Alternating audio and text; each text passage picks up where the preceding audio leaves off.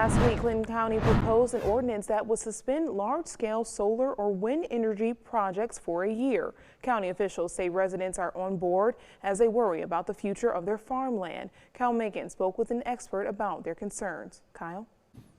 Shamir, many residents in Clinton County claim that we just don't know the long-term effects of the technology, and they say the energy sources leak harmful chemicals and harm wildlife. So we asked an expert to see if that's really the case.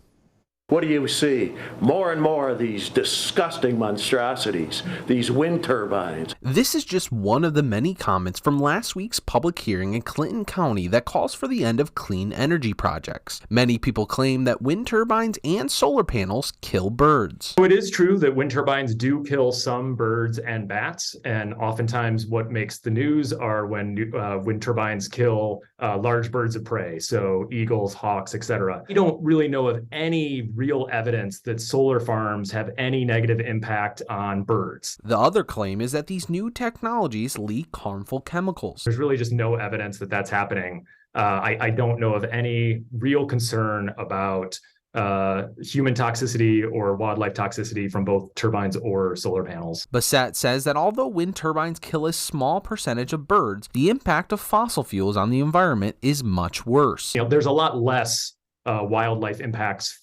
from wind turbines than there are with regard to fossil fuels. There's not a lot of evidence that solar has any negative impacts to wildlife or ecosystems. Bassett believes that why we're seeing so many people against these projects is because it's a new technology. He says people are afraid of what they don't know, but that doesn't mean we should ignore their opinion. I think we need to be a little bit better about kind of respecting where a lot of these rural communities are coming from and recognizing that a lot of the concerns that they have may not necessarily be factually based, but are legitimate, and we should address those concerns.